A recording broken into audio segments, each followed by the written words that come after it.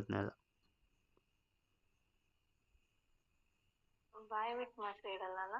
ಹ್ಞೂ ನಾಚಿಕೆ ಆಗುತ್ತೆ. ಏಕೆ?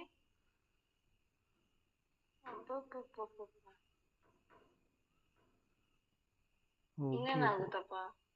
ಒಂಥರ ಆಯ್ತದೆ.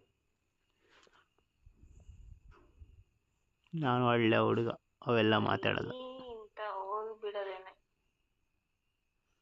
ಶಾಂತಂ ಪಾಪಂ, ಅವೆಲ್ಲ ಮಾತಾಡಬಾರ್ದು. ಆಮೇಲೆ ನಾನೊಂಥರ ಒಳ್ಳೆ ಹುಡುಗ ಅಂತ ಹೇಳಲಿಲ್ಲ.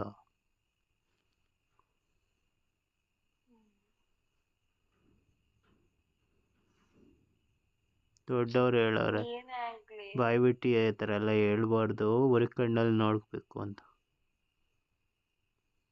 ಹೌದಾ? ನಮ್ ಕಡೆ ದೊಡ್ಡವ್ರು ಏನಂದವ್ರೆ ಅಂದ್ರೆ, ಬಾಯಿ ಬಿಟ್ಟು ಹೇಳಿಲ್ಲ ಅಂದ್ರೂ ಪರವಾಗಿಲ್ಲ,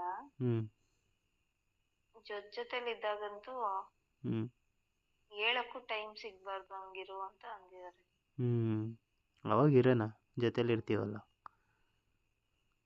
ಇವಾಗ ಹಂಗೆ ಇದೀವಿ ಅಂತ ಅನ್ಕೋ. ಹಂಗೆ ಇದೀವಿ ಅಂತ ಅನ್ಕೊಂಡು ನಿನ್ನ ಬಾಯಿ ನನ್ನ ಬಾಯಿ ಸೇರ್ಸಿದ್ರೆ ಮಾತಾಡೋಕ್ಕಾಗಲ್ಲ.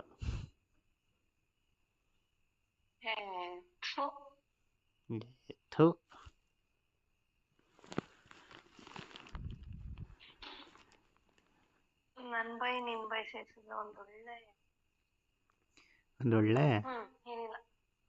ಏನಿಲ್ಲ ಬಿಡಪ್ಪ. ಅಲ್ಲ ಮಾತಾಡೋಕ್ಕಾಗಲ್ವಲ್ಲ ಸೇರ್ಕೊಂಬಿಟ್ರೆ.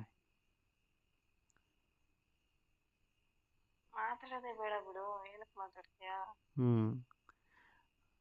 ನೀನಲ್ಲಿ ನಾನಿಲ್ಲಿ, ಮಾತಿಲ್ಲ ಕತೆ ಇಲ್ಲ ಅನ್ನಂಗಾಗುತ್ತೆ. ಆಮೇಲೆ ಇನ್ನೇನು? ಮಜ್ಜಿ ತಲೆ ಎಷ್ಟು ಬೇಜಾರು ಮಾಡ್ತೀಯ ಅಲ್ವಾ? ಯಾಕೆ? ನಾನು ಏನಾದ್ರು ಕೇಳಿದ್ರು ನಿನ್ ಕೈಲಿ ಮಾಡಲ್ಲ. ಈಗ ಏನು ಮಾಡ್ಬೇಕು ಹೇಳಿ, ಮಾಡ್ತೀನಿ.